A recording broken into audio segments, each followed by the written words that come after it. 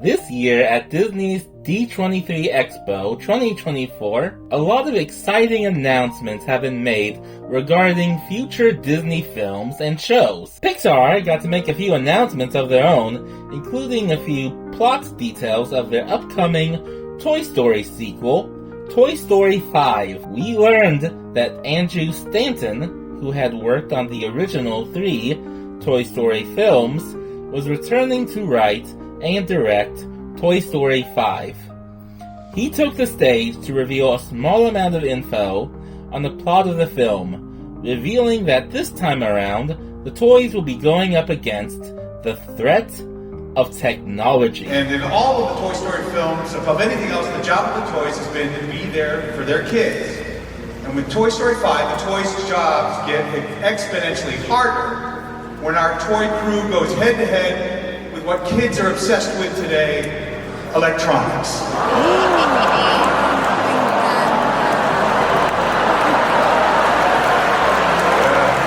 You're all raising. None of you are holding up toys. You're all holding up phones. Let's be real. Toys have some serious competition these days with phones, and tablets, and technology everywhere. And so this time around, it's toy meets tech. This announcement got a reaction from the crowd that I can only describe as a mix of disgust and disdain. The same reaction any franchise gets these days that try to be relevant and current. But it's clear that the threat of children spending too much time on their tablets is going to be the main conflict of this movie, which honestly feels like such a boomer type of plot to give to a Toy Story movie. And come to think of it, doesn't it feel like Pixar films complain a lot about changing technologies and changing cultures in their films these days? Have they always been like this? Let's look through Pixar's filmography from the very beginning to see how Pixar really feels about tech and the modern world.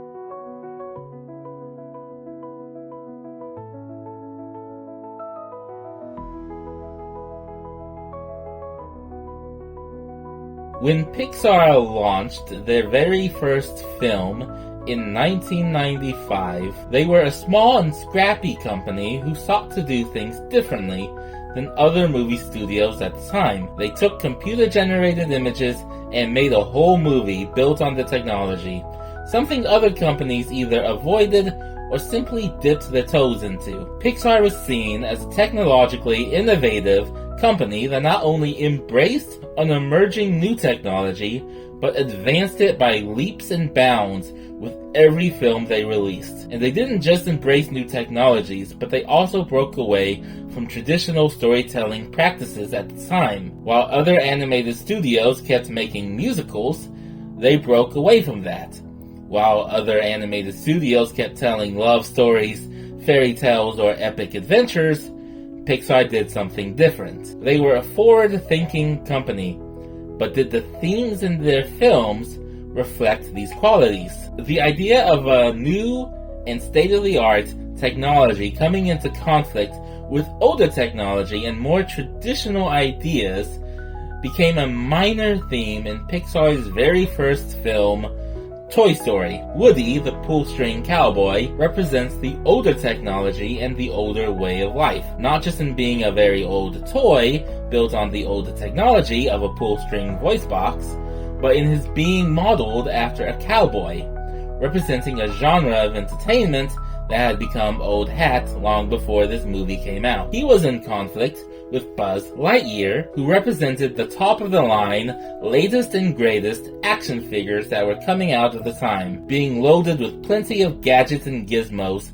including a digital voice box, and being modeled after a space ranger representing the future. In this movie, Woody was Andy's favorite toy, who now faced the prospect of being replaced by a sleeker and cooler new toy, Buzz. In this film, Woody is a good-hearted but flawed individual who did not take kindly to the idea of being replaced and even plotted to get Buzz lost behind a shelf so that he can remain as Andy's favorite toy.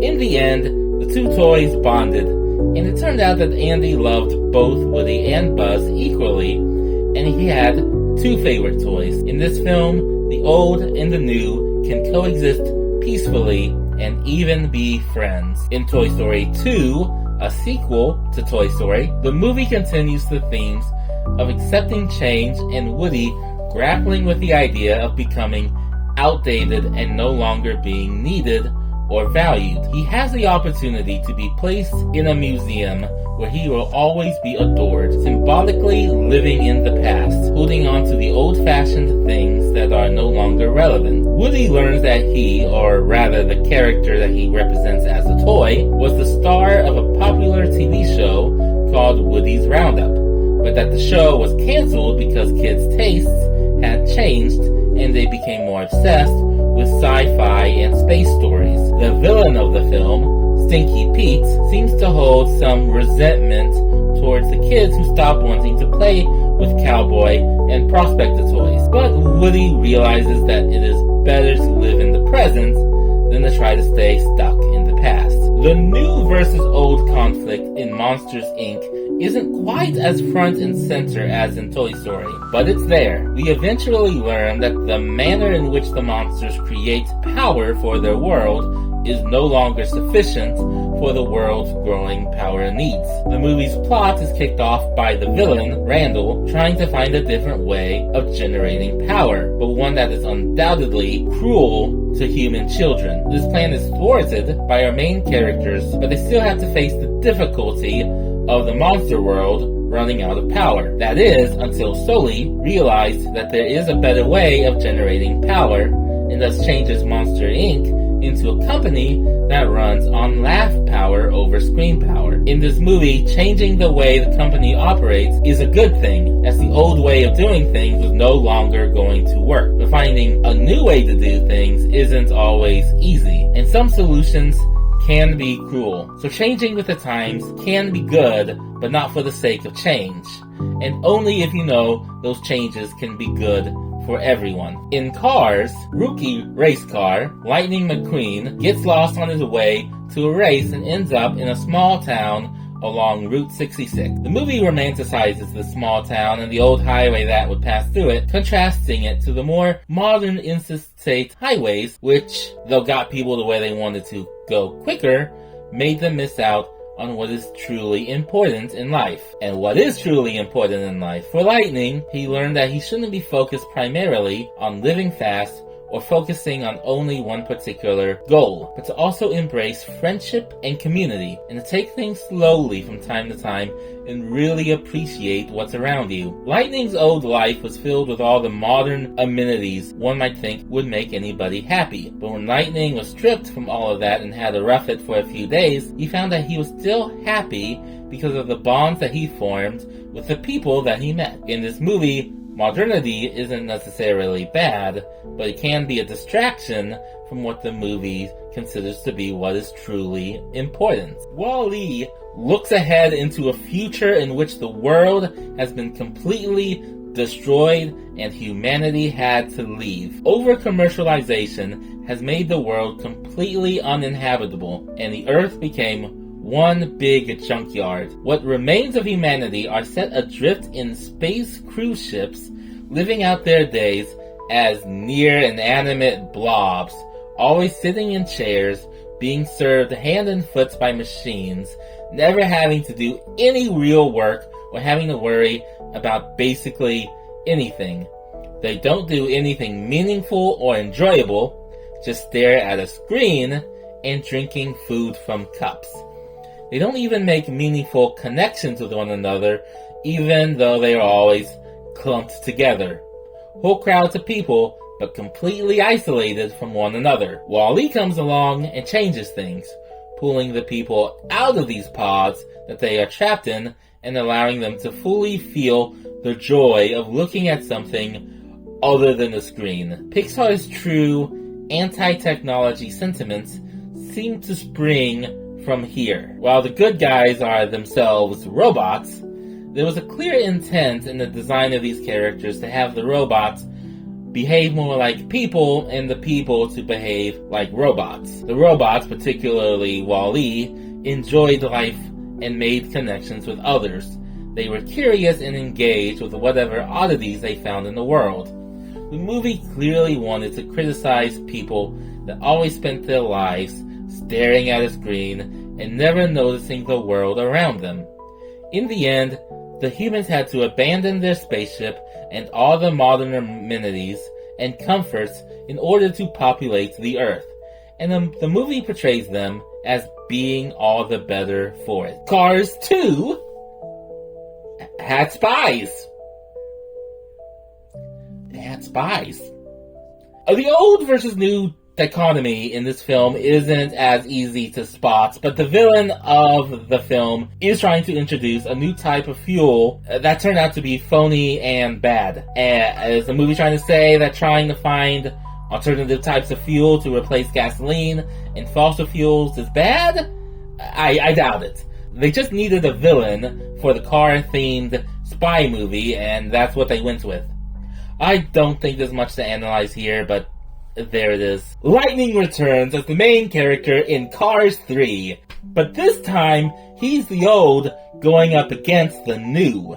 A new generation of racing car is introduced with better technology and more advanced training methods, and Lightning can barely keep up and is pressured to retire from racing altogether. Lightning tries to train harder using the more modern and advanced training equipment, but just isn't used to it and decides to do some more old-fashioned training along with his younger and less experienced trainer, Cruz.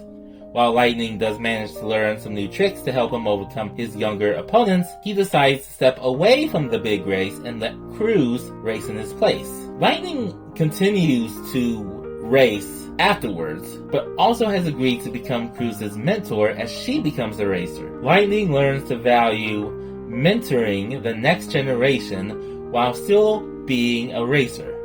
Lightning proves that it does take more than having better tech to win a race. While this movie doesn't definitively settle the old versus new debate, it does examine how older generations should respond to younger generations trying to enter their spaces and changing things, and what responsibilities the older generation may have towards the younger. Is it better to stubbornly hold on to the way things were in the past, or embrace that there will always be younger generations coming in with new ideas that they should be embraced and helped? Incredibles 2, the sequel to The Incredibles, leans heavily into the "is technology bad" debate. The main villain is named Screenslaver, who uses technology to hypnotize people through screens and then put their lives in danger. A very literal metaphor for the dangers of relying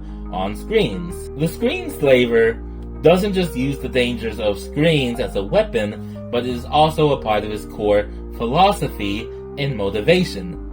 He has this big, grand speech about how screens keep people from really engaging with one another and living their lives. He's very preachy about it, but of course, he's the villain. Maybe we're not supposed to agree with him, but then again, there are several moments in the film where screens are seen as bad. When we learn the Screenslaver's true identity, a woman named Evelyn Dever, we learn that her motivations aren't that different from Screenslavers, except her issue is more against superheroes than with screens. But her sentiments are the same. Relying too much on superheroes or screens is bad for you because it keeps you from being dependent on yourself. Again, she's still a villain, so maybe we are still meant to not agree with her. But when we learn her backstory, it's hard not to feel like maybe she's right, or at least that the film wants us to see her as right. The film itself does seem to keep a bit more of a neutral stance towards technology. After all, Edna's tech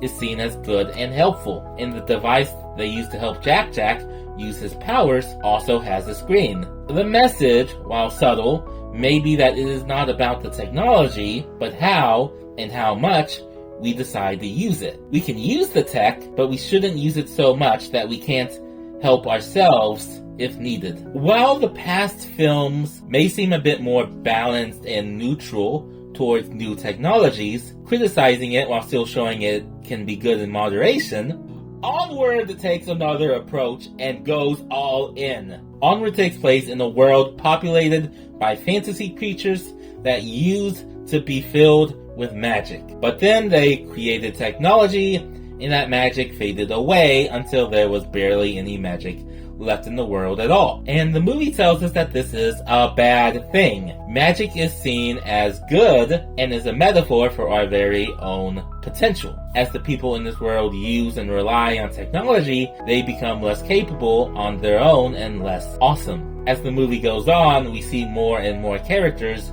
reject modern technology and embrace magic or their own natural skills. The movie isn't subtle and it doesn't play both sides. Tech is bad, and you shouldn't be using tech. Magic comes from not using tech. That come a little strong. Good! Don't use tech! Stop it! You're using tech right now, aren't you? Stop it! The movie Soul.